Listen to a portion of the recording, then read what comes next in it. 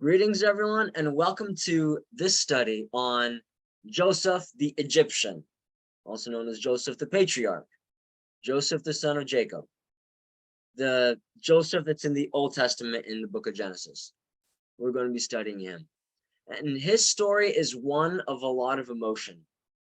It's difficult for me to really dig into the story without shedding tears. So if that happens, just know I'm giving you a bit of a heads up. It's packed with a lot of emotion. There's a lot that is in it. And so,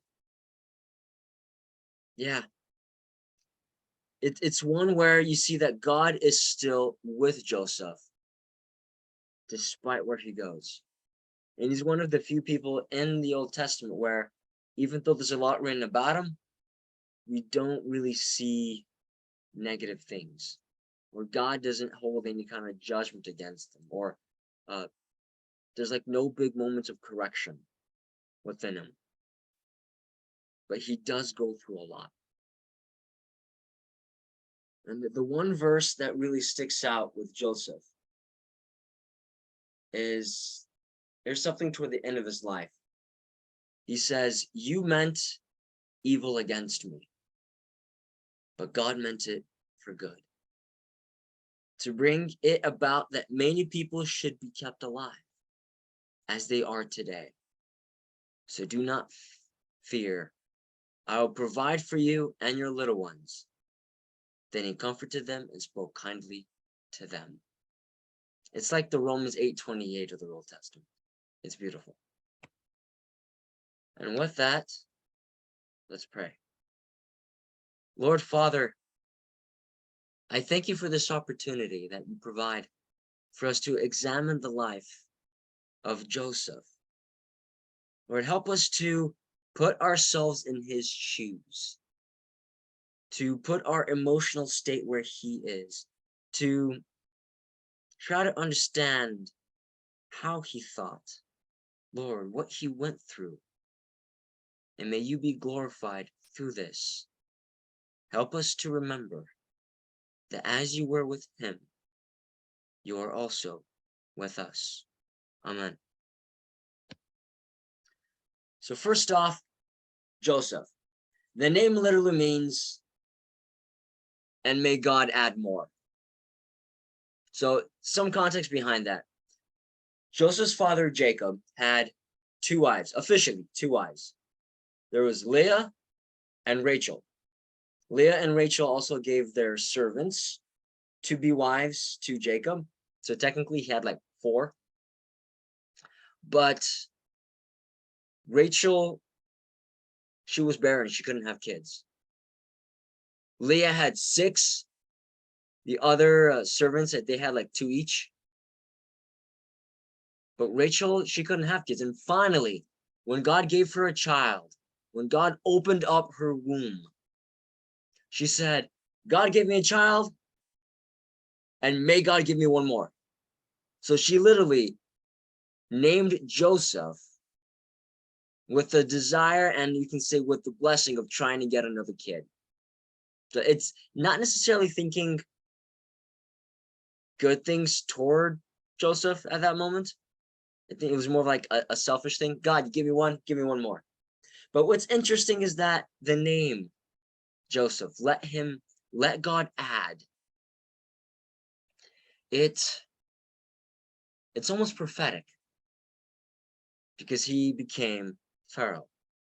He acquired so much from God. Now Joseph, he was a favorite, because Rachel, Leah, and the other wives, Rachel was the favorite. She was the most beautiful. She was the one that Jacob wanted to be with from the get-go. And she was his dearly beloved, if you can say. She was the love at first sight. And anything that had to do with Rachel, Jacob loved it more than others. And Joseph was born from Rachel, so he was automatically the favorite. And we see evidence that he was treasured more than the other kids, and that when Joseph thought his life was in danger, when he found out his brother's coming with an army, he took first his servants, sent them up forward, along with his flock and all his other possessions. And then he sent his other kids, but Rachel and Joseph were last. That just in case his brother Esau with his army decides to attack, he at least can save himself with Rachel and Joseph. They were toward the end. They were the prized possessions of his life.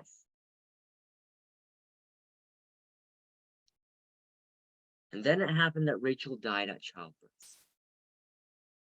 Or right after she gave birth to Benjamin, she died. So Joseph at this moment was still very young, still just a kid. And because Rachel had died, it's all the attention, the love that would have been toward Rachel is now going to that which was associated with Rachel, Joseph. And this made him even more hated by his brothers. And when he was growing up, I mean, he was honest with his father.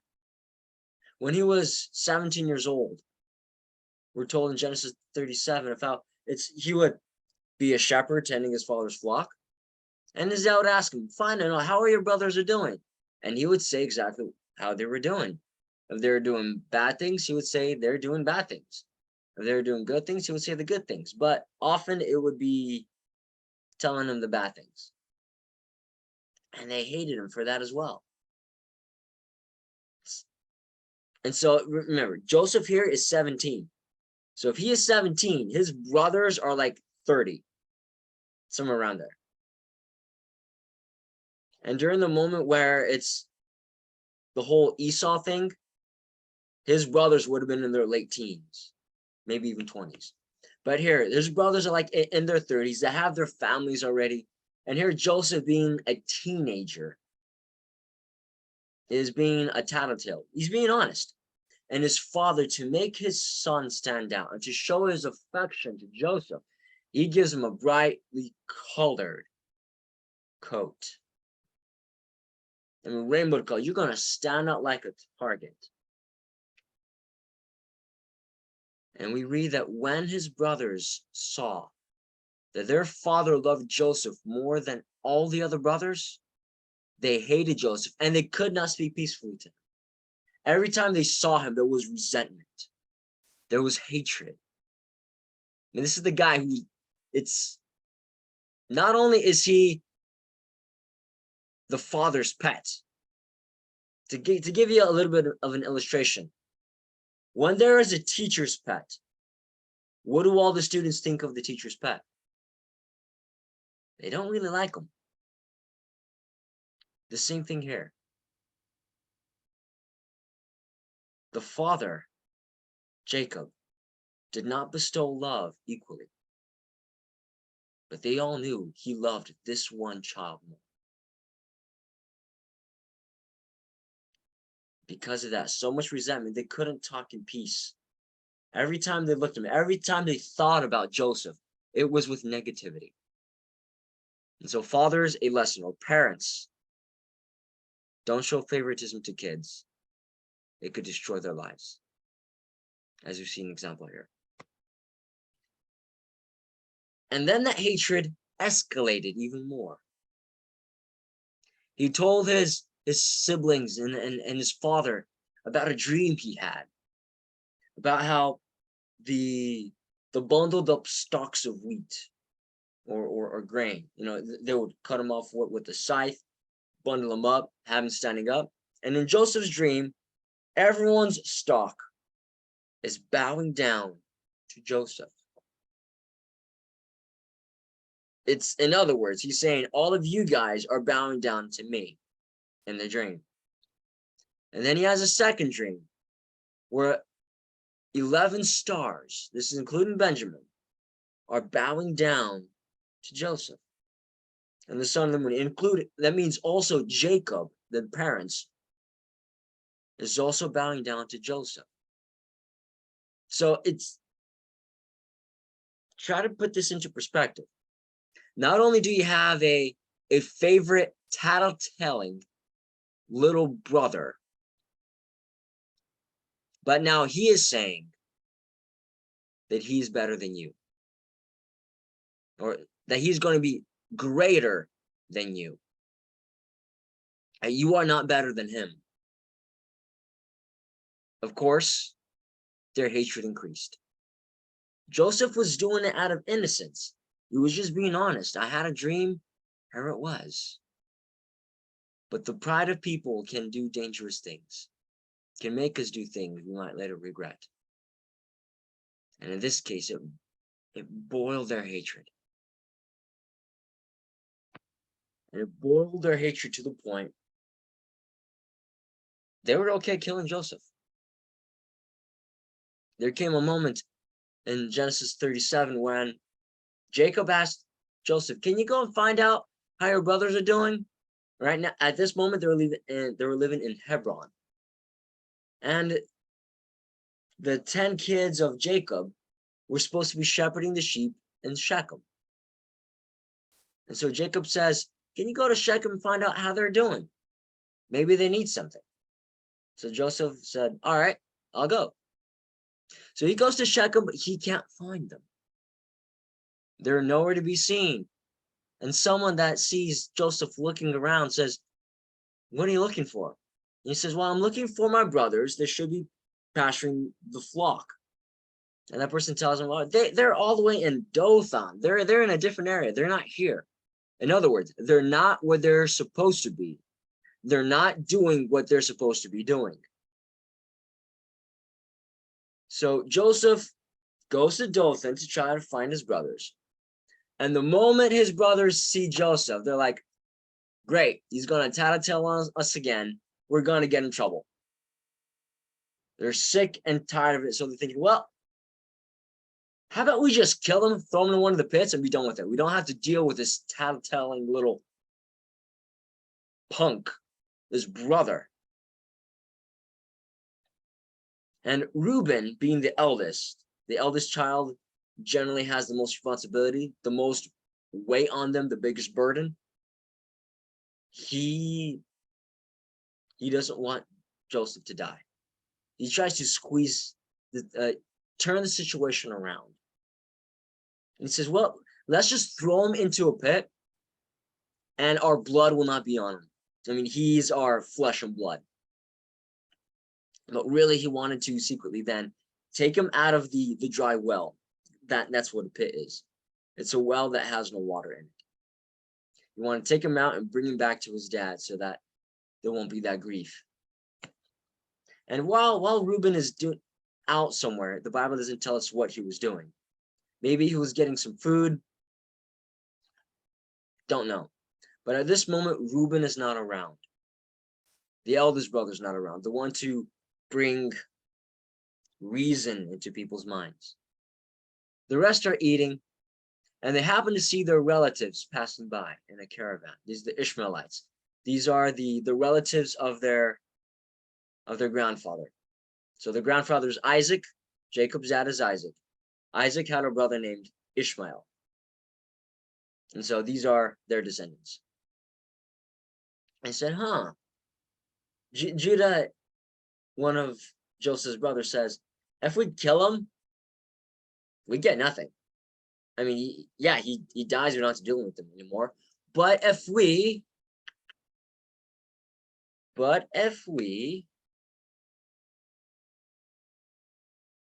sell him, we'll get some money. We'll get some kind of profit. So, hey, might as well, right? That way we get something instead of nothing. So they're like, all right, let's do it. And that way, if anything does happen to him, his death is not on our hands. We'll be free from it. And so they sold him for 20 shekels of silver. And the Ishmaelites took Joseph to Egypt. It's kind of sad. I mean, relatives buying relatives and then selling relatives. But that was the kind of world that was back then. And then Reuben comes back. He comes to the pit where Joseph was, and he's not there. And the Bible tells us he tore his clothes. Now, torn clothes in the Bible was a sign of anguish, a sign of sorrow. You can imagine if you've ever seen superhero cartoons or something where someone in like a rage just goes like, rah. Imagine that, but this is a person with tears screaming out in emotional pain, and such emotional pain to where they just rip whatever's on them. It's like, no, one of those moments. Or it's like if you've ever seen a movie where the protagonist is so close to rescuing someone, but they're late. And the screaming and the sorrow, that's the kind of emotion I want you to imagine for this. He misses him barely. And Joseph's gone. And he's thinking, Dad's gonna kill me. I'm the eldest brother. The fault's gonna go on me, guys. You just signed my death sentence. And the other brothers are like, all right, okay, look, calm down, calm down. We still have the coat that father made Joseph.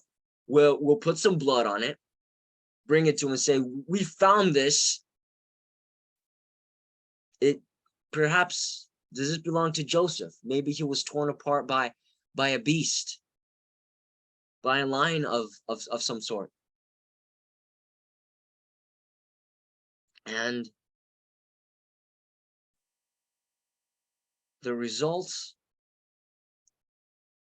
when they told Jacob that, it says he mourned for many days and he refused to be comforted, no matter what. Sometimes we realize the seriousness of a situation when it's too late. To them, they didn't realize how much pain it would cause their father. It's like sometimes when we say something that we don't really take it to heart, and it hurts and offends someone so much that we then spend days regretting that we said that, or that we did something. We meant it as a joke, but it really hurt someone. Terribly hurt. And we have to go through so much reconciliation just to restore the damage we made for one moment. For them, I'm sure they did not imagine the emotional suffering and pain that their actions would cause Jacob. And it's seeing their father in pain so much is likely what caused them. Now, it's one of the things that led them to change.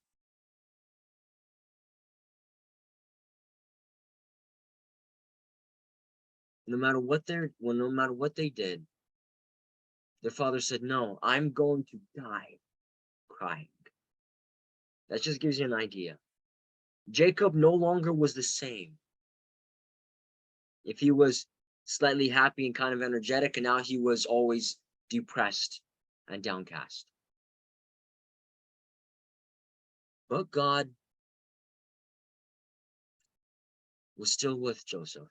And we'll read that a bit later on. What ended up happening was that Joseph was sold to Potiphar, an officer in Pharaoh's court.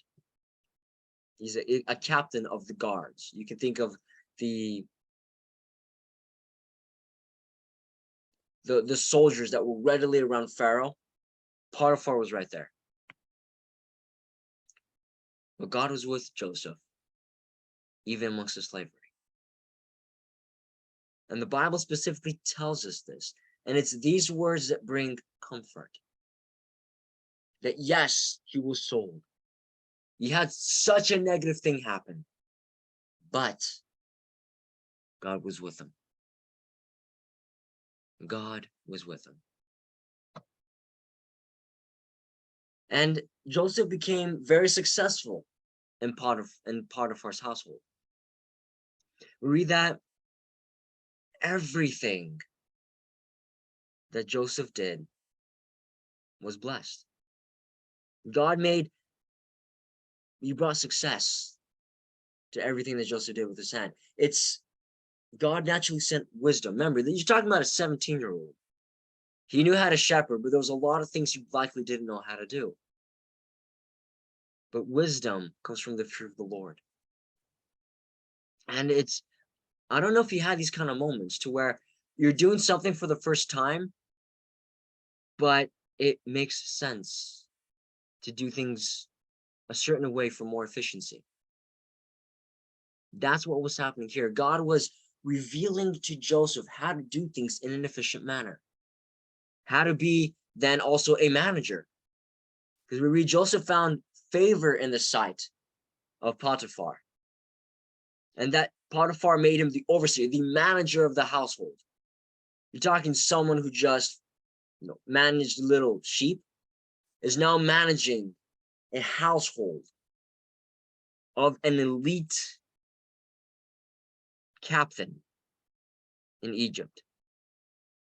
How did he get the kind of wisdom? How did he know how to be a good manager? God. God sent him the wisdom. And he was an overseer to such a degree to where Potiphar left everything in Joseph's charge. He didn't even worry about it. Joseph managed everything that there was. And Potiphar had no concern about anything except what he would eat. He told Joseph, hey, I want to eat this. And that was it. Everything else, Joseph dealt with it. And here we have this next phrase, which builds things up to some trouble. Joseph was very handsome, both in form. We're talking about he had a good build. He wasn't a skinny, puny little guy. This verse 39:6 of Genesis tells us he had a good build. God gave him a good physical form, and he had also a beautiful face. And that brought the attention of Potiphar's wife. It was after that time that Potiphar's wife cast her eyes on Joseph and said, lie with me. Now Joseph knew that this was a sin. He refused and said to Potiphar's wife, behold, because of me, my master has no concern about anything in the house. And he has put everything that he has in my charge. He is not greater in the house. It's in other words, he's saying, I'm not greater than he is, nor has he kept anything from me except you. Joseph saying, you're the only thing I can't have. I don't have permission. I can't. And he builds it up. So he tries to reason with her with logic. And then he also explains his main reason. How can I do this great wickedness and sin against God? So he tries to reach her with something that she might understand. You belong to Potiphar. I can't touch you. And doing so would be a sin from my part. So he tries to bring a reason from her side and for his side. Now Joseph was, I think, being nice here, and that he didn't approach Potiphar with this situation. Because we read day after day. So she didn't just do this one time. This was every day. Potiphar would come to Joseph and try to seduce him. It is uncomfortable I mean, any guy who has been in that kind of situation where when you have a married woman, or she has a boyfriend and she's hitting on you, there is this uncomfortable feeling it's if you're a decent guy, you should have this uncomfortable feeling. This was going on day after day, but Joseph would not listen to her, to lie with her. And it says here, or to be with her. So he avoided Potiphar's wife. He still did his job, but he tried not to be around. He tried to avoid her completely. But one day it got to a situation when he went into the house to do his work. No one else was in the house. So she caught him by his clothes and says, "Lie with me." Evidently, he said no. And she grabbing hold of his clothes. Now, they generally had like this tunic around the waist. If you've probably seen the Egyptian drawings. She grabbed hold of that. He's saying no. She's not letting go, so he broke out of that and run out. I imagine he ran out naked. She's holding the clothes she has on him. So what are you gonna do? Is he gonna let her pull her onto the bed? That would be a disaster. So he had a choice: either harm her. You don't want to hurt the master's wife, like physically harm. So he broke out and ran out naked. That's what is made here. The assumption. He likely went, quickly put something else on.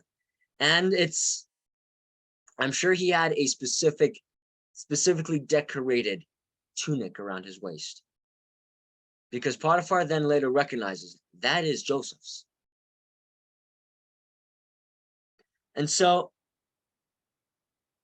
as soon as Potiphar's wife saw that Joseph had left his clothes in her hand and ran out of the house, she went revenge. She called the other people of the household and said, "See, he has brought among us a Jew to laugh at us. He came to me, he came into me to lie with me, but I cried out with a loud voice." You know, if people come in and they see her with his tunic, they're going to start thinking things. So her, as a defense, to get back at Joseph, she says, "Look, this is Joseph's tunic. This is his special clothes. He came to me. He tried to seduce me."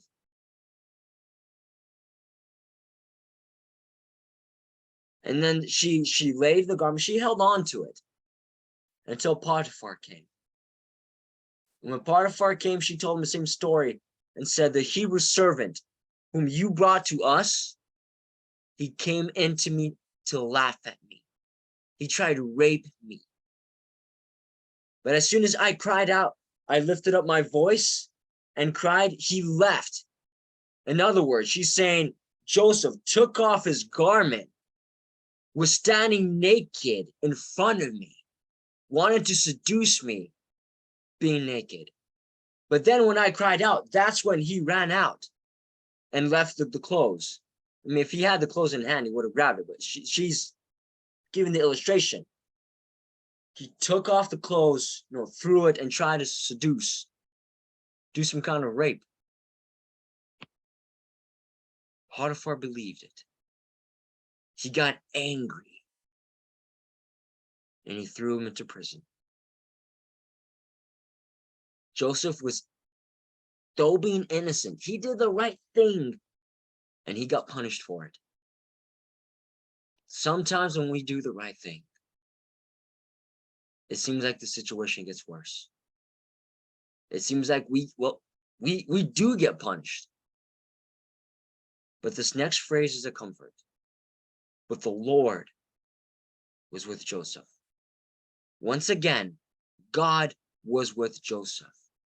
And within that prison, God showed his steadfast love and gave favor in the sight of the keeper of the prison. It doesn't mean that that was easy, fine, and dandy. No, no, no. I mean, Psalm 105, it tells us that Joseph, his feet hurt with fetters. Fetters are these chains that are tight around your feet. And he was laid in iron. The Russian translation, it's interesting. It has the meaning that his soul was plunged into iron, or that iron plunged into his soul. Here it says he was laid into iron. It was the iron went into him, you can say. It sunk into his bones. That's an illustration that you can have. And this was a testing period for Joseph once again.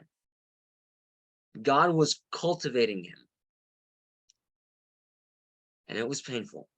When God puts us through the fire, it hurts. No one likes being in prison.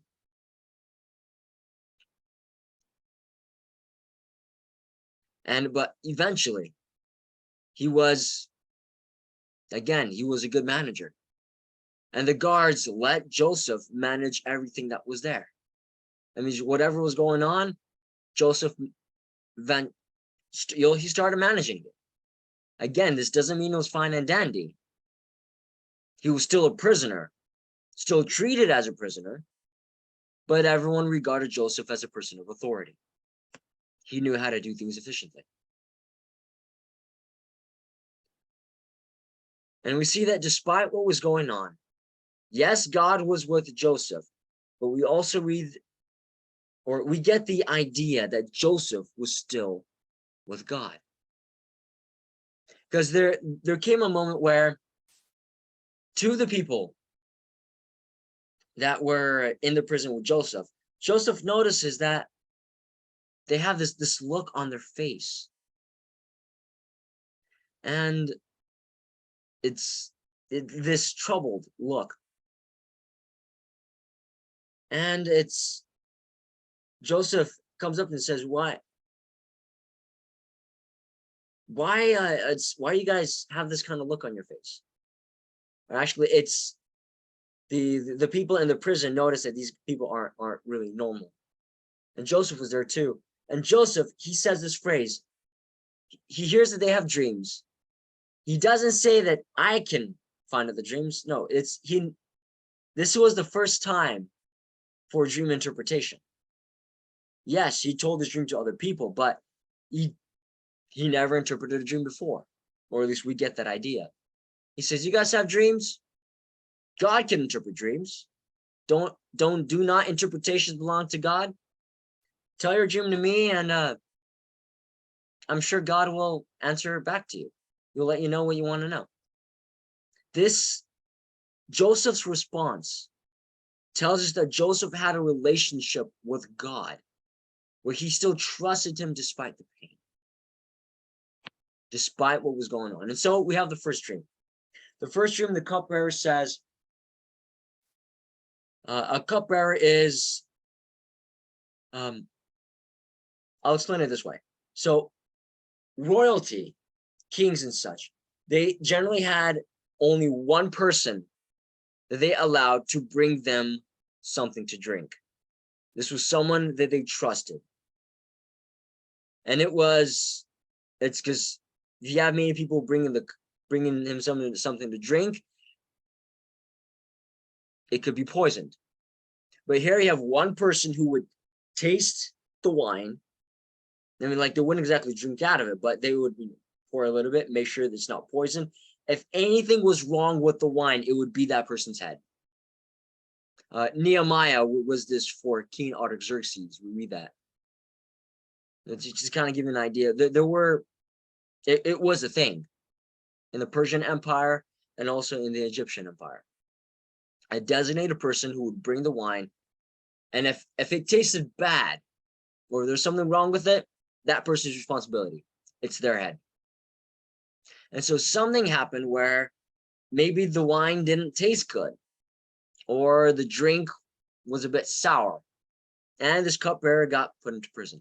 So just to give you an idea. And the cupbearer says his dream,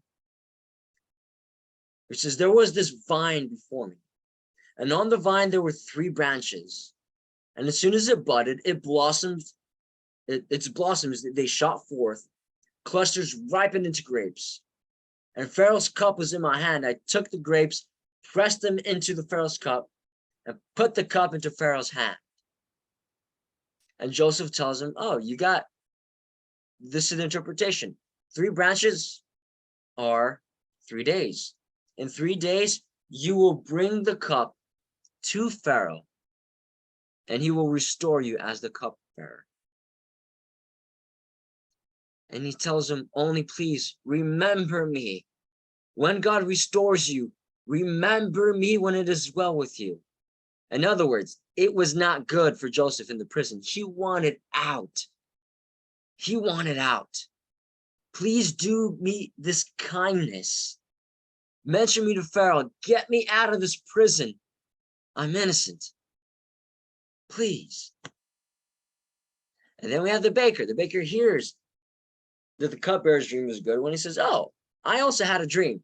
There are 3 cake baskets on my head. And so on the top basket, there are all sorts of baked food for Pharaoh. The birds came and started eating out of the basket. Then Joseph answered and said, 3 baskets are 3 days. In 3 days, Pharaoh will lift up your head. In other words, you will be beheaded. You'll be hung on a tree, and birds will eat you. Not a good one. And in 3 days, on Pharaoh's birthday, cupbearer was restored, and he forgot about Joseph. He did not remember Joseph. And it was 2 whole years before he remembered. And the only reason he remembered was because Pharaoh also had a dream. Now, it's possible that God sent the cupbearer this dream to prepare him for this moment, to bring this recollection, because Pharaoh has a dream where he is standing by the Nile River, and out of the Nile River come these 7 cows. They're fat, they're nice, they're beautiful, and they eat. And then 7 other cows come up. These are ugly. These are skinny, anorexic cows, and they eat the fat, beautiful cows.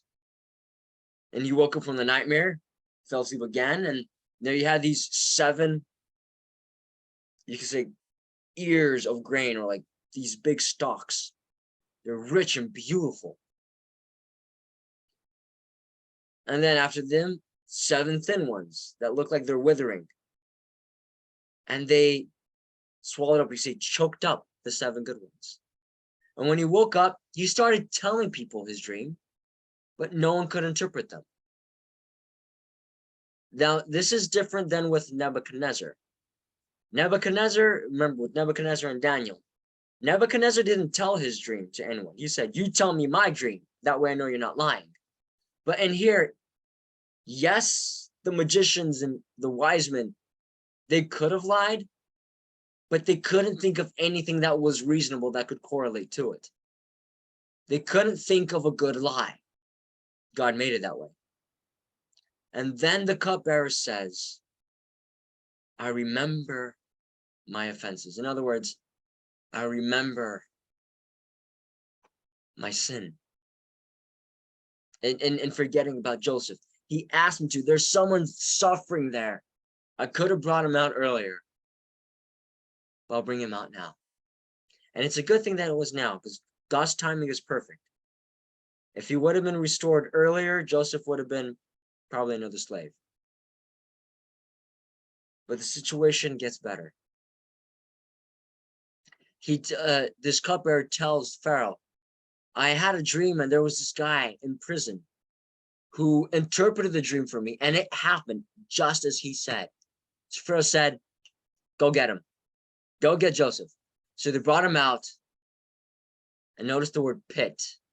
It was like a pit. They cleaned Joseph up. He shaved, changed his clothes, came before Pharaoh. Pharaoh said, I have a dream, but no one can interpret it for me. And Joseph responds, just like Daniel the prophet. Joseph says, it is not me, but God.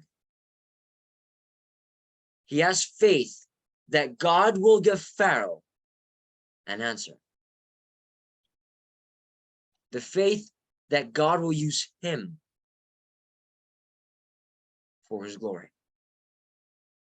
And so Pharaoh tells the dream. And Joseph then interprets it. And he tells the Pharaoh, the dreams that you have, they're actually of one meaning. They're one dream in two different forms. God has revealed to you, Pharaoh, what he is about to do. And the reason I'm focusing a lot of attention on this is because, well, it has a lot of significance. We're going to be doing a lot of reading.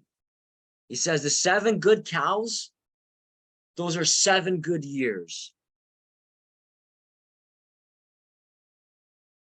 And those skinny anorexic cows and the ugly stalks, those are 7 years of famine. So you're going to have 7 years of abundant harvest, more than you can imagine. And then you're going to have 7 years of intense of intense famine. That's going to seem like the previous 7 years didn't even exist. And it'll come through about everything that's there. And so Joseph says, God is showing you what God will do. Why did God decide to do this 7 years of famine and so forth? We'll get to that toward the end. There's a reason for it. And so he then tells him, this famine will go across all of Egypt and the surrounding world. And because you had it twice, Joseph tells him, God confirmed it with the second dream. You can be sure it's going to happen. It didn't just happen once. God confirmed it. And so that's also good practice for us. If we're doubting about something, we can ask God to confirm. And so Joseph, he recommends being a manager, having that managerial mindset.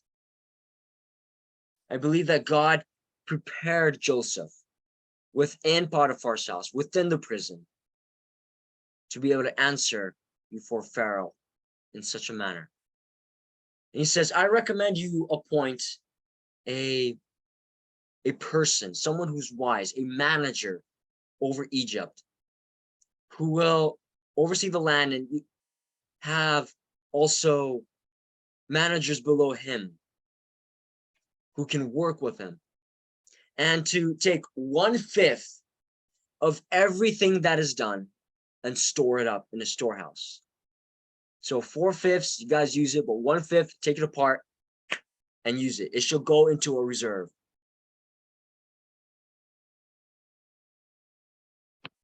And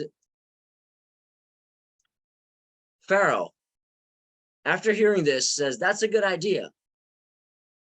And what wiser person can I find than the one who's interpreting the dream to me? So I'm going to appoint you as the manager. Again, if the cupbearer got Joseph out of prison earlier, he would have been a slave. But now he's the manager of Egypt, the governor of Egypt. And Pharaoh tells him, you shall be over my house. You're going to govern my house manager. And all my people shall order themselves as you command. only regards to the throne will I be greater than you. In other words, he's right below Pharaoh. Number 2 in command in all the country. This was the opportune moment. If Joseph wanted revenge on Potiphar and Potiphar's wife, he could have done it. He could have gone to Potiphar's wife and said, guess what? Now I'm second in command. You threw me into prison, I'll throw you. He could have. He had the opportunity. He could have killed everyone who wronged him. At this moment, he had the authority to take an army, send him into Canaan, to Hebron, and annihilate all his brothers. He could have. He was in a position of revenge. And I believe any other person would have done so. But Joseph didn't. The Bible doesn't tell us that he did. In fact, we're showing his character to be the exact opposite. God was molding Joseph in the prison. I believe teaching him to forgive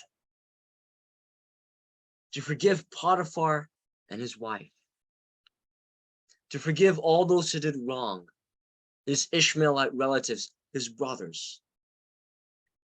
Because if there was not this sense of at least forgiveness,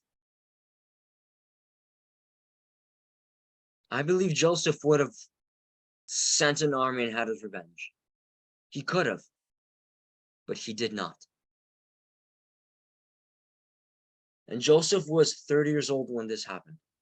So let's calculate a little bit. He was 17 when he was sold. So that means he was, well, that leaves 13 years. So about, some years in Potiphar's house, I would guess at least 7 years, maybe even 10 in prison. That's a long time. And God also gave him children. And back in the Old Testament, they named children to have some kind of purpose. And we know that there was this sense of forgiveness because he calls his first kid Manasseh, which means causing to forget. He says, God made me forget the prison and the suffering and everything that happened to me at my father's house. God's good to me that I now don't remember the bad. Thank you, God. His second son, Ephraim, says, God, you have multiplied my fruitfulness. Everything that I have, Lord, I don't deserve it, but you gave me so much. You multiplied what I had. And that's what Ephraim means. That this is Joseph's attitude to his situation. It's not one of pride and being conceited. It's still one of humbleness and meekness. Now, during the famine, God, it's beautiful that Moses tells us how Joseph managed.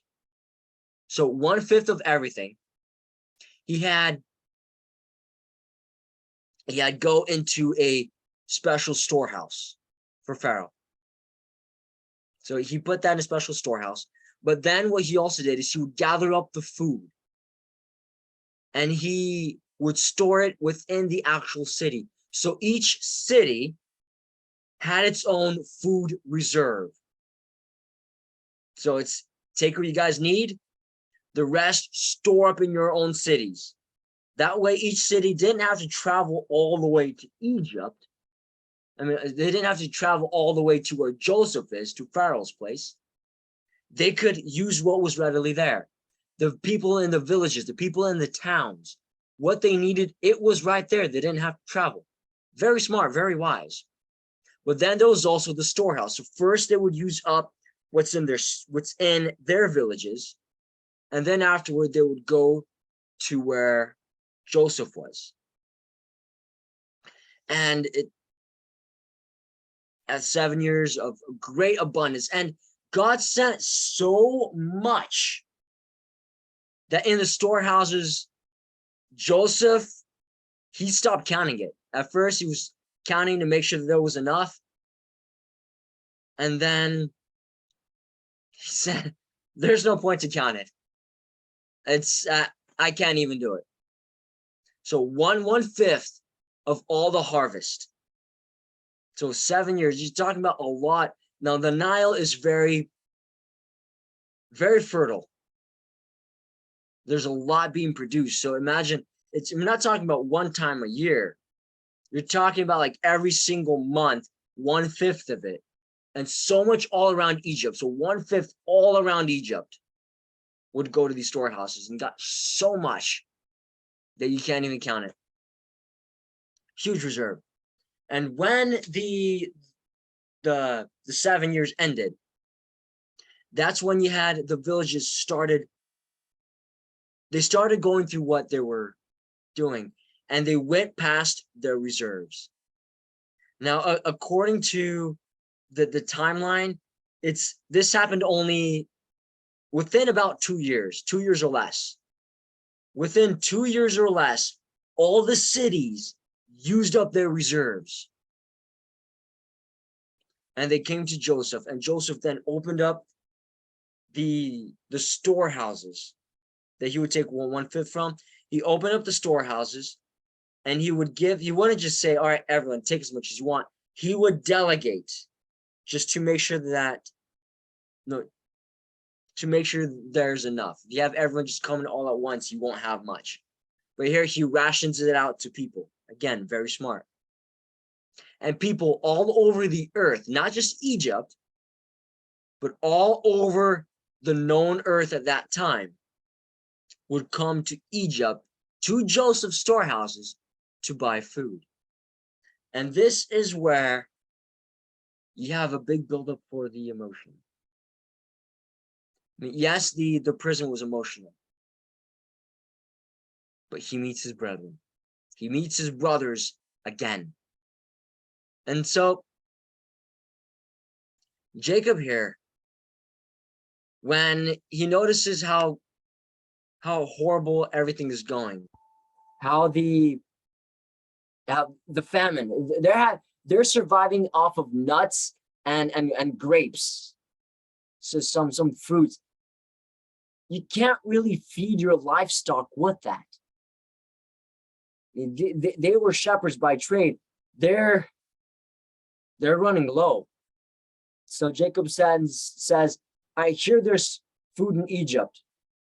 Go buy some. And so they arrive.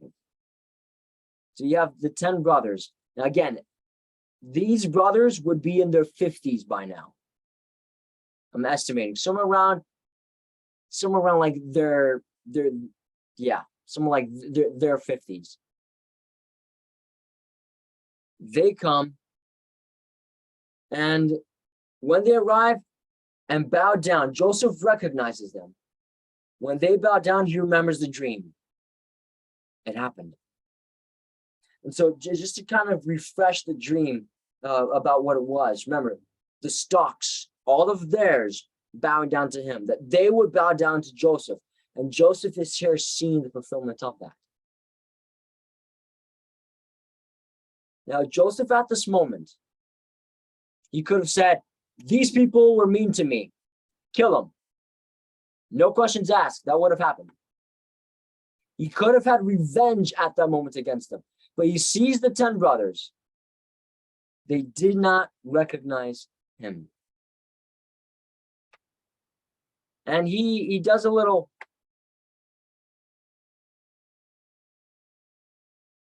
Some people say that he tested their brothers. I believe the motive was a bit different. Yes, he tells them, you guys are spies. And they say, no, we're not. And they say, well, we're all brothers, and we have another brother who did not come with us. We're all from one father. And he says, if you are all brothers, Then bring your last remaining brother here. Now, of course, they could have brought just anyone, and how would he know? But I believe the reason why he does this, but why he says, you guys are spies, is because he wants to see his younger brother. These 10 brothers, they were mean to Joseph. But there was one baby brother who was still a kid when Joseph was sold into slavery. There was one brother who was more dear to him, who was nice to him. And I believe this is Joseph's attempt to see that brother, the one he loved, at least more than the others. And we'll see that there's a special love that Joseph has toward Benjamin. We'll get that a bit later on. And so he says, if you guys aren't spies, bring your younger brother here. You mentioned you have a younger brother, bring him here. I will have one of you guys go and get him. The rest of you will be in prison. After 3 days, though, he has this guilt building up. He comes up and says, go. I fear God. I'm going to just keep one of you. The rest of you go, take your food, and go so that you may live, so that your house may live. Take the rations and go. Cash it to the brother that is already gone. Go. And so they did so. And so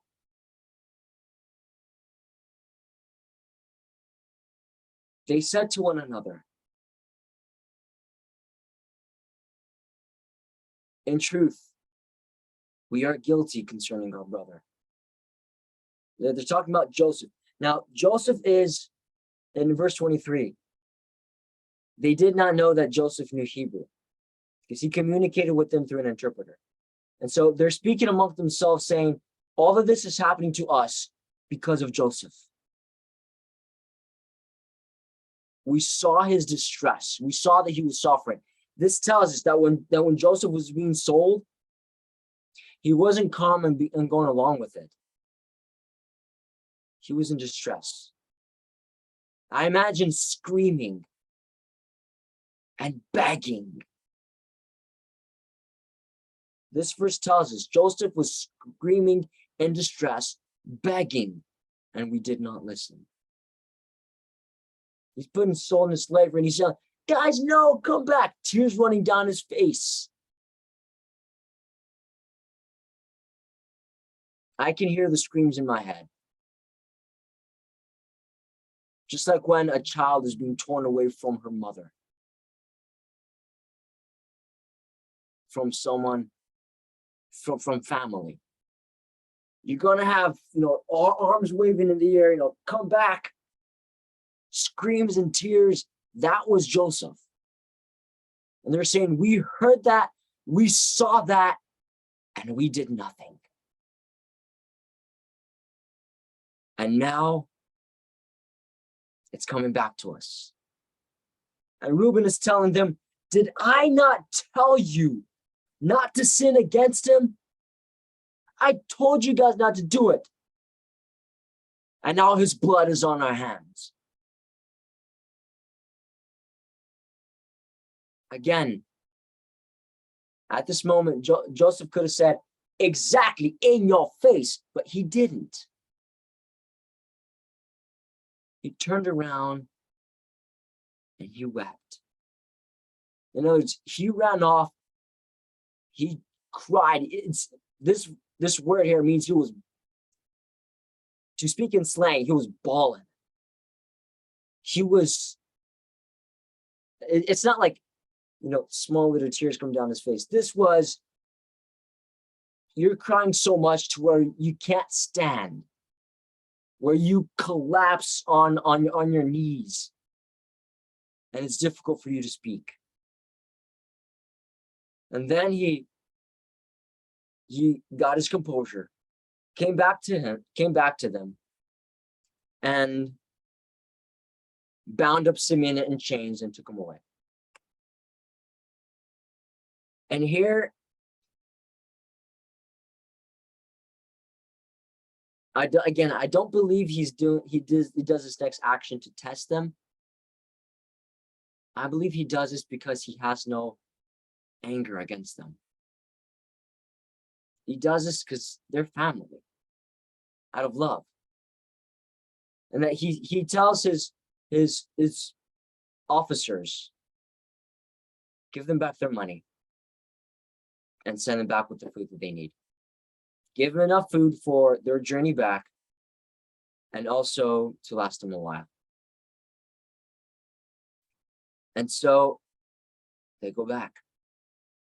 Now, when they open their sacks and they see that they have their food and they have their money, they got afraid. Now imagine this, right? They were just accused of being spies. And now they have food without paying for it, which would give a reason for them to, it's like evidence for them being a spy. And they're afraid. So they come back, they tell what's going on, and they say to their father, we need to bring Benjamin back. And Jacob says, you guys are taking away my kids from me. Joseph is no more. Now Simeon is gone. And now you want to take Benjamin? Now Benjamin now was the favorite. I mean, Joseph and Rachel are gone. All the attention, all that love is going to the next association with Rachel. Benjamin. And Reuben is saying, well, you're going to kill my two sons if I do not bring him back. And Jacob says, no. If anything happens to Benjamin, I will not be able to survive. It would kill me.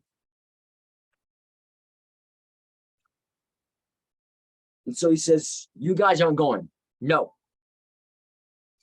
Now, when they ran out, again, they are on low reserves. Jacob tells his children, all right, go. Buy some food from Egypt. And they say, we can't go. The guy in charge told us not to appear without Benjamin. And due to the dire situation and Judah, now there is a difference between Reuben and Judah. Reuben, yes, he was the eldest, but he lost some credibility in the eyes of Jacob, I believe. When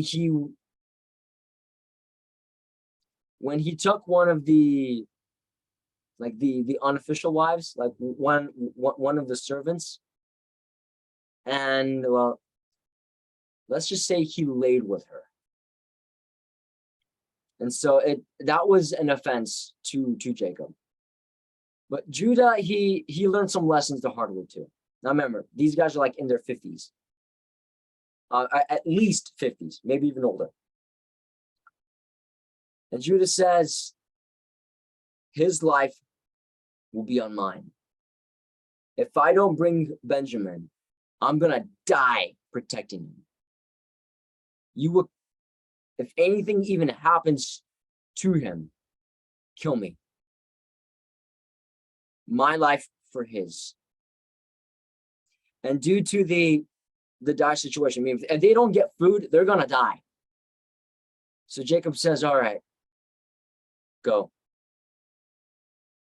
And if I happen to lose Benjamin, I lose him. It's either lose him or we all die from the famine. So they arrived. When Joseph saw Benjamin, he tells his steward, his servant, bring them to my house, prepare a feast. We're going to dine at noontime. Now let's change to the perspective of the brothers. They come back. They were accused of being spies. possibly even stealing. And now they're taken out of the line and brought to the house of the one in charge. They would be afraid.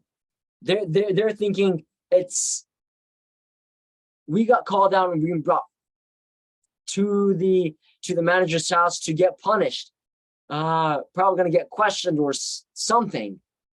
And so they're brought to Joseph's house, and they go to the one in charge at that time. Joseph was out there delegating, but they go to the other person and they said, when we came the first time, we meant to buy, we gave money, but then when we opened our bags up, we noticed the money was in there. We don't know how the money got there. And the person's there telling, don't worry, it's okay. Your God and the God of your father put the treasure, he gave that money back to you. It was God. Don't worry about it. This gives reason to think that Joseph did not keep his God to himself, but those around him knew of Joseph's God. There was this influence around him. And he says, don't worry, you guys give your payment. You're good. You're good. And so Simeon was brought out. And so they washed up. They got ready to do the feast. And when Joseph came to his house, now all of them, along with Benjamin now, bow down. And here you have the full completion of the dream. And Joseph sees Benjamin. Now, he saw him a bit earlier, but here he gets to see him up close. He says, is this the younger brother? Of course he knew. And he's speaking through an interpreter, remember. God be gracious to you, my son. And after seeing Benjamin up close, verse 30 tells us of Genesis 43, he couldn't take it. His brother he loved so much, he rushed out, hurried out. And again, he just wept. He found a place in isolation and he just cried. I don't know if you've had this experience to where you see someone you haven't seen for a long time and you're weeping from joy. Like finally, it's you filled with so much emotion. That's what's happening with Joseph. It wasn't a weeping of sadness. It's a weeping of you're seeing someone you love. So it's when he gained his composure again, washed his face and controlling himself. So now he's like, all right, I gotta control myself. Control your emotions. Control your emotions. It's this must take a lot of self-control. Because when you're around people you like, it's hard. Again, a lot of self-control.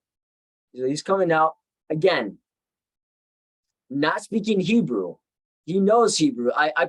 If this was me, I probably would have been slipping the Hebrew right then and there and just lost it. But to them, he kept his composure, only spoke Egyptian, and pretended he didn't understand anything that was being said. And what he did, because Egyptians didn't eat with non-Egyptians, the Egyptians were seated at their own table. Joseph was seated at his table all by himself. He's a man of stature and authority. He has his own table. And then Joseph's brothers had their own table. And they were seated from oldest to youngest. And this amazed Joseph's brothers. They're like, whoa, we're in we're seated from eldest to youngest. How do they know? Oh, and Benjamin got 5 times the portion of everyone else. You can tell the favoritism. You can tell the love that Joseph has. Everyone gets 1 portion. Benjamin gets served 5 times the portion. And here I believe Joseph, or his motive, is to keep Benjamin around. He wants to, get the other brothers away. I mean, yes, he doesn't want revenge on them, but he doesn't really like them. I mean, they were mean to him. But Benjamin's a different story. He wants to keep Benjamin without everyone else.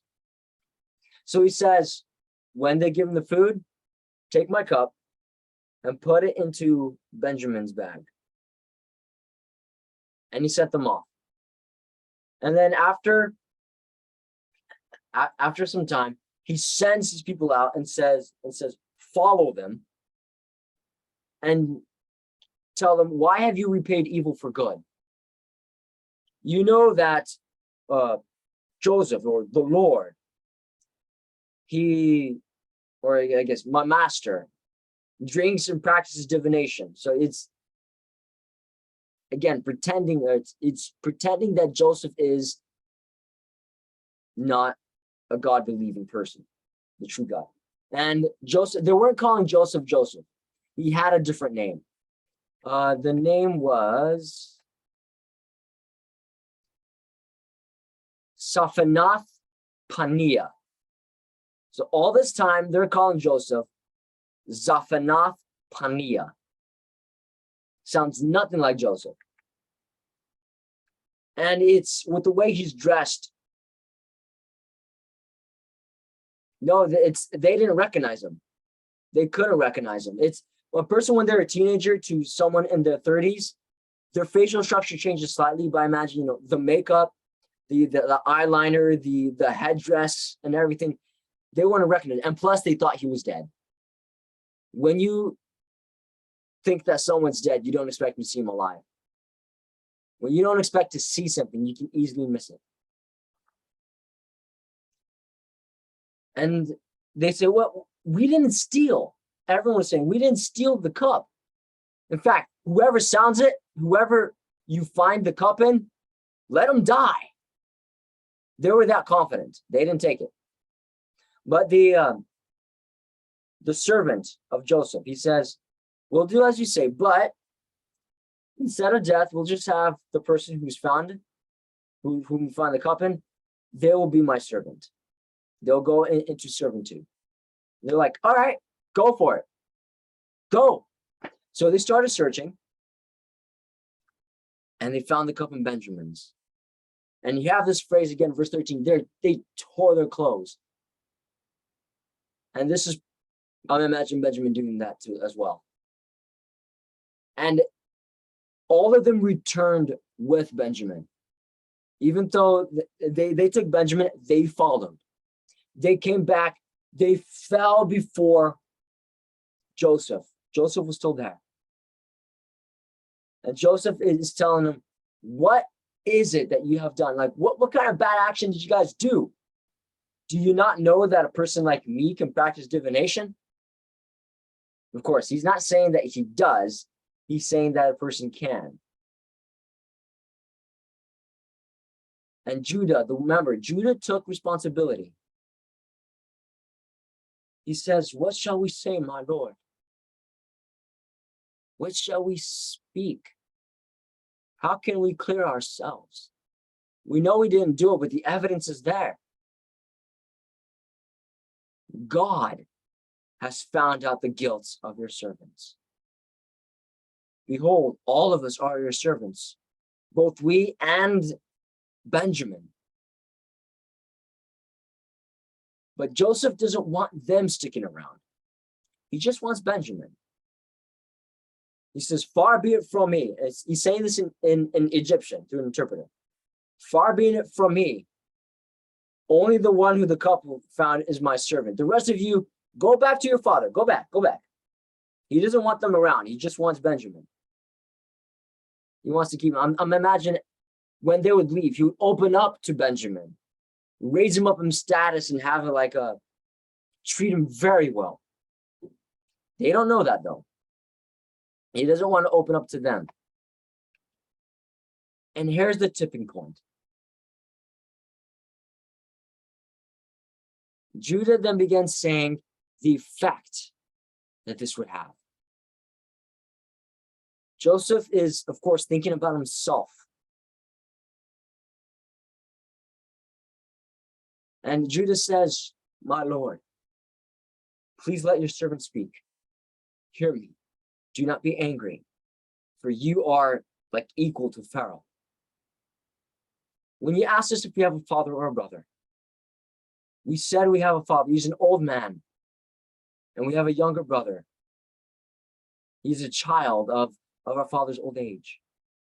Now, Benjamin's brother is dead, and Benjamin alone is left as the only child of his mother. And our father loves him." Then if we go back and say,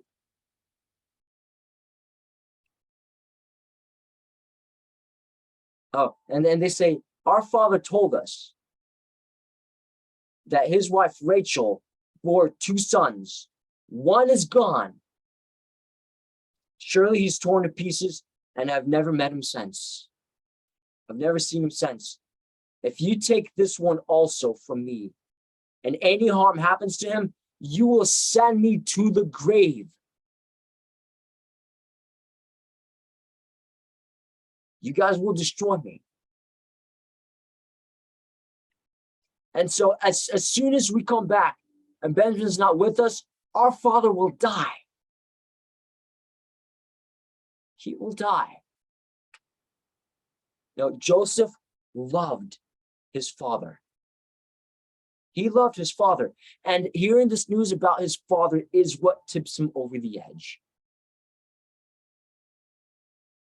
He could not control himself any longer. Now, the other moments, he was able to kind of catch himself.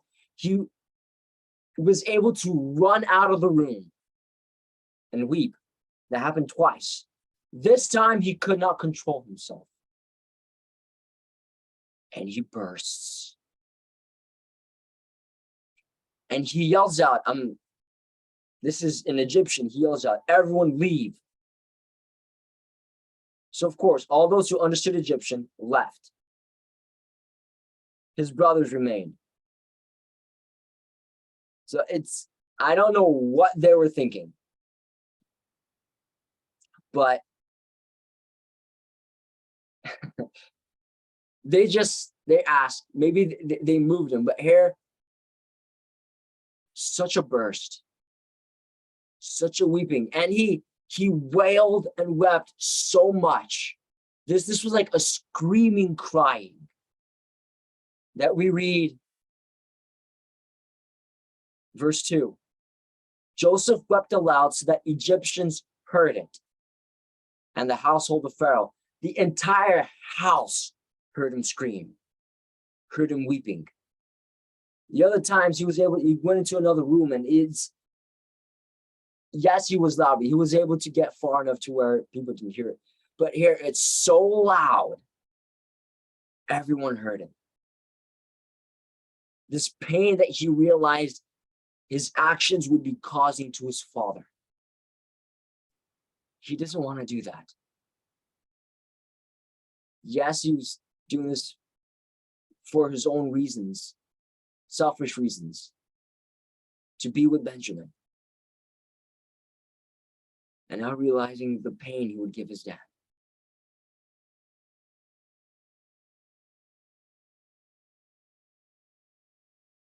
And then, imagine this, right? It's being treated as spies, being accused. The brothers, they come in. They're about to have their brother torn apart from them. I mean, like the brother, Benjamin taken away. And you have, they tell the story through an interpreter about the reason. And the governor, the one who has life, your life and death in his hands, breaks down weeping, and then he speaks in perfect Hebrew. After weeping and kind of catching his voice a little bit, he says in perfect Hebrew, I am Joseph. Is my father still alive? The look on their faces, I imagine, was just priceless. We read the brothers, their jaws literally would have fallen to the floor in unbelief, dismayed at what they were seeing. Joseph was dead, and then here it's like, what just happened? What just happened? What is going on? And Joseph tells him again in perfect Hebrew, come to me, please. They come near, and he tells him again, I am your brother Joseph, whom you sold into Egypt. And again, he's saying this with tears flowing down his face, weeping. And do not be distressed or angry with yourselves because you sold me. For God sent me before you to preserve life. God sent me here ahead of time to save you. And for the famine that has been in the land these 2 years, and in other words, 2 years have passed only. This is where we get that the reserves ran out in 2 years, or less than 2 years of the cities. There's yet 5 years remaining. And God sent me before you to preserve for you a remnant on the earth.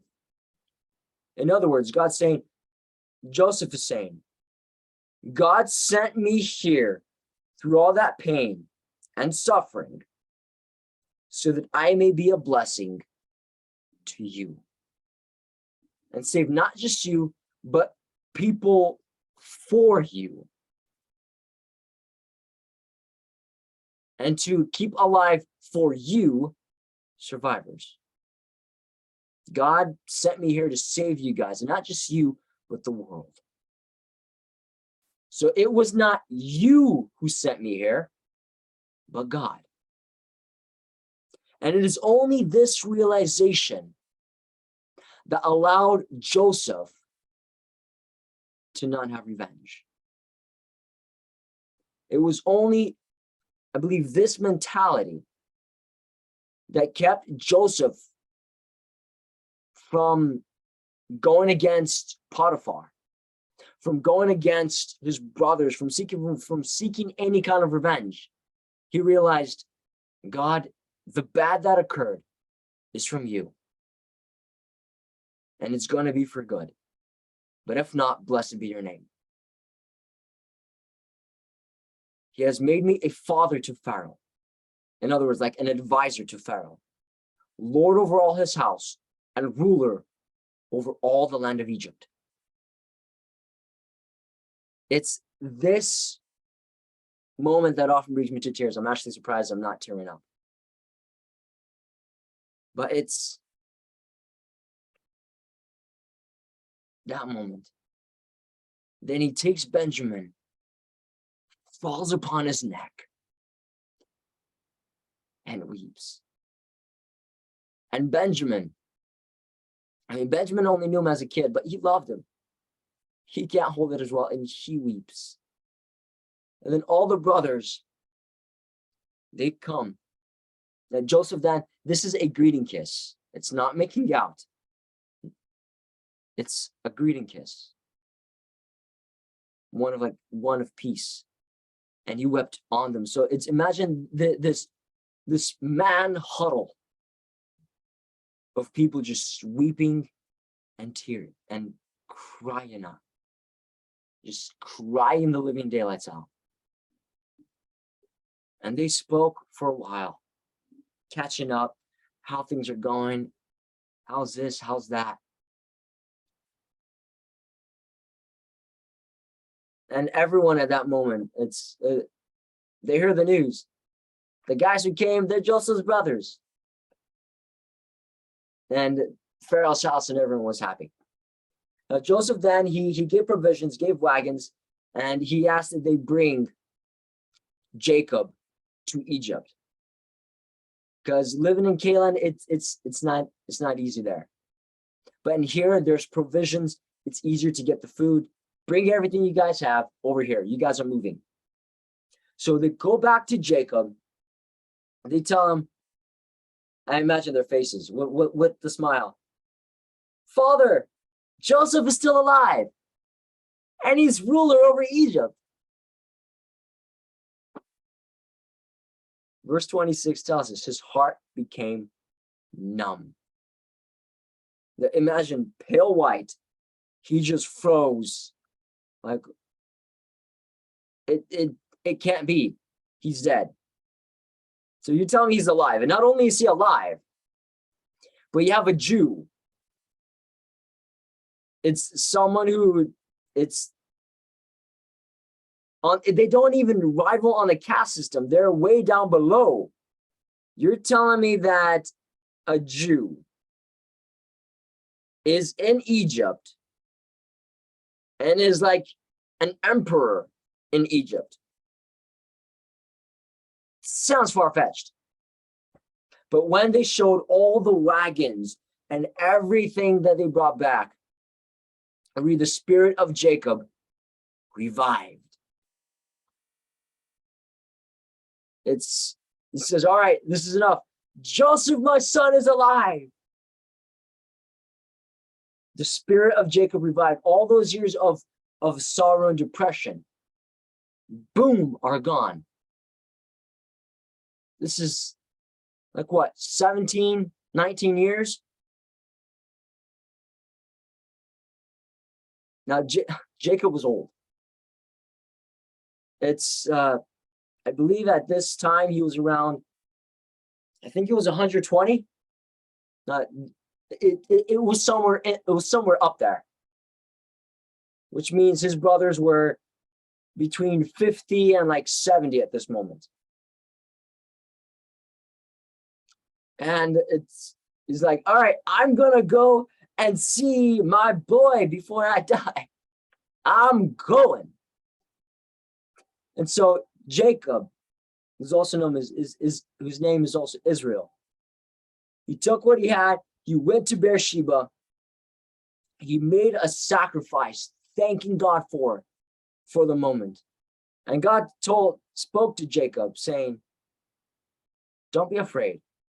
Go down to Egypt, for there I will make you a great nation.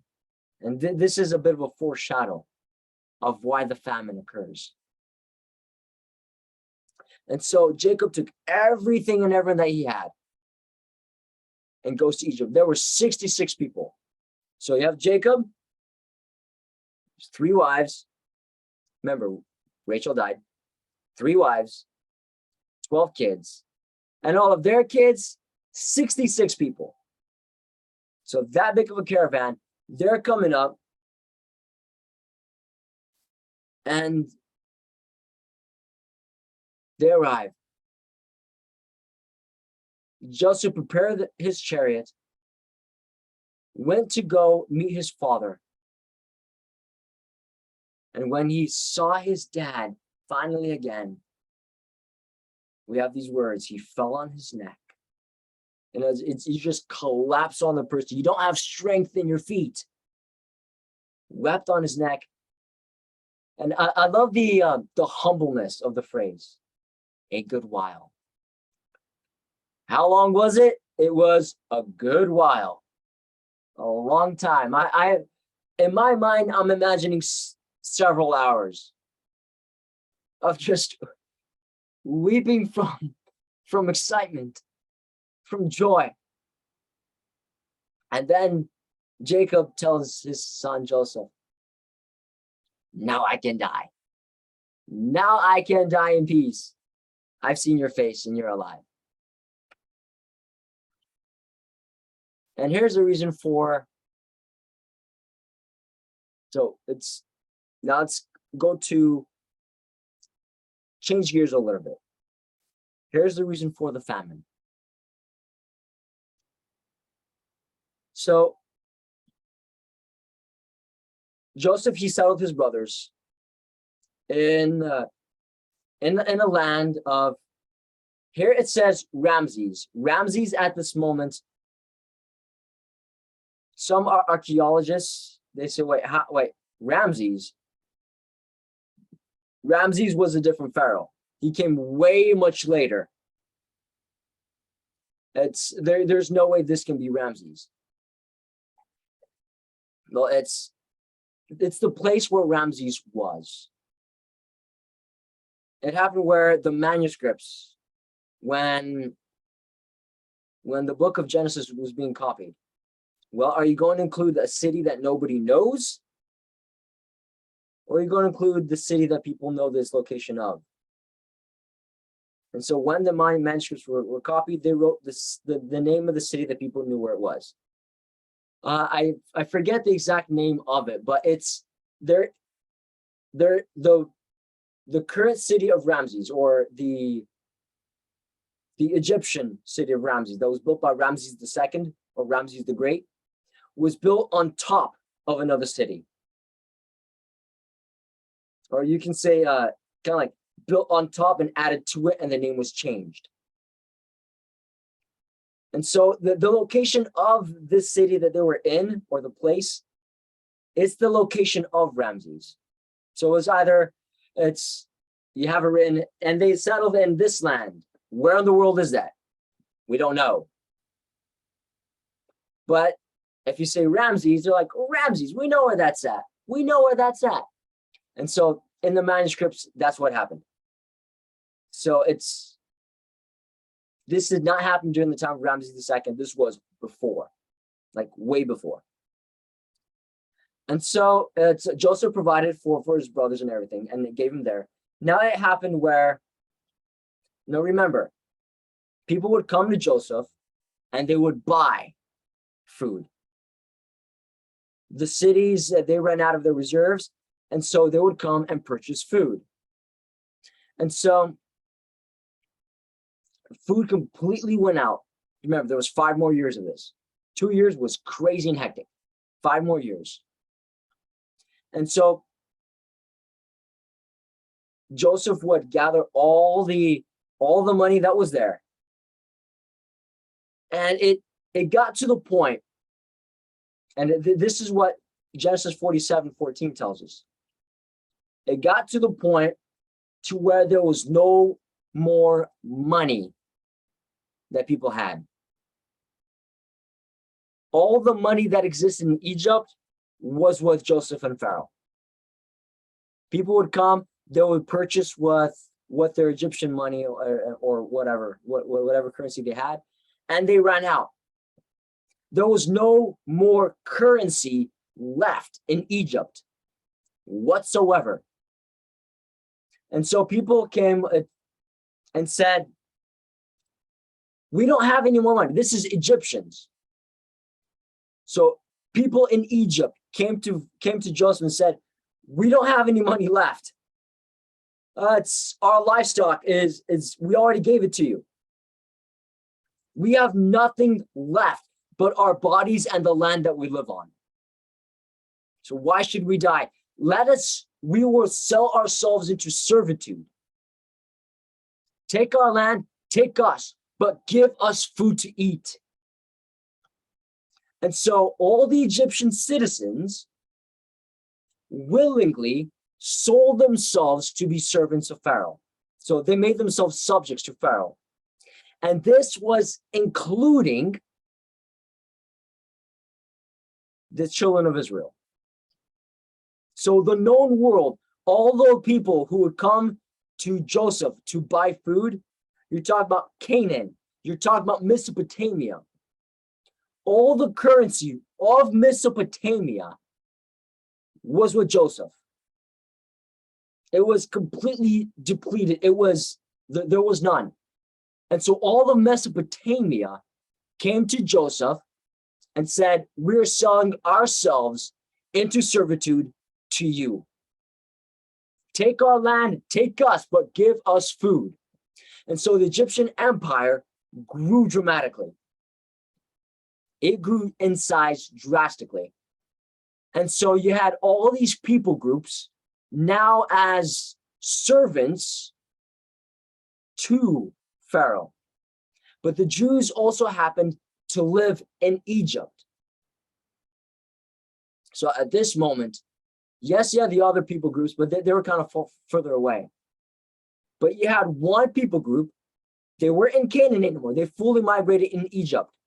They were fully living in Egypt. So you have an entire nation, starting with 66, but we read that in Exodus chapter 1, verse 6, that they multiplied greatly. The 66 people multiplied like crazy into a huge, you're talking about thousands and thousands of people. I mean, during the time of Moses, it was estimated 1 million of these Jewish people. So it's 400 years went by. 400 years in slavery. That's about 3 generations, about 4 generations. And so it says Joseph died, all his brothers died, and all of their kids died. And there came up a Pharaoh that did not know Joseph nor the good things that Joseph had done. It's who Joseph was, they didn't know. They didn't know their history. They just know that there's this big nation group who is in servitude living in Egypt. So, and from there you had the story of Exodus. The reason why the famine was important was because it created the scenario for the Exodus to happen. The Exodus meaning the Passover, which was a symbolism of Jesus Christ dying on the cross, of the redemption story, of leaving out of a sinful life into the promised land. It's a symbol of repentance. It was God orchestrating events and things to help us relate and understand. And the famine is what created the servitude, the Jews in slavery in Egypt, which then provided the door for the great illustration of the Passover, of the blood of the lamb on the doorposts, and so forth. That is the significance of this famine. And God using Joseph to give that beautiful illustration its birth. Now, to end with Joseph, he's a beautiful illustration. Many people compare him as a symbol of Jesus Christ in the Old Testament. You could look at him that way. But when Jacob died, Joseph's brothers were very fearful. They were afraid. Thinking, it's that they were worried that Joseph was only being kind to them because of Jacob. And so they were tremendously afraid. And they came to Joseph and says, please forgive us for the evil things that we've done. We realize this may be the end of us. Joseph calms them down. And there's the verse we read in the beginning. Am I God? I am not going to take your life. I fear God. As for you, the evil which you meant against me, God meant it for good, to bring it about that many people should be kept alive, as they are today. Do not be afraid. I will provide for you and your little ones. And he comforted them and spoke kindly to them. And Joseph lived 110 years, and he saw up to the third generation. In other words, he got to see his great grandchildren. And that is Joseph's life. Hopefully it inspired you that God is with you in tough situations. And when it seems like the world is going against you, know that God is still with you. He hasn't forgotten. And may we stay with him. May we have the attitude that God could send bad things our way, but he will use that bad thing for good for us. God's in control. And when we give our situation to him, we won't be those that go for revenge when we have the opportunity, but we'll those that forgive and be adequate vessels that God can use for his glory. Amen. Let's pray. Lord God, we thank you for this remarkable example, this good example in the Bible of Joseph, of a person whom you were with, no matter how terrible the situation went, and that he was also with you. He didn't walk away, Lord. Help us, Lord, to stay with you amongst the bad situations. Help us to love you more and more. Use us, Lord, and be glorified in us. Amen. And that is our lesson with Joseph. Thank you.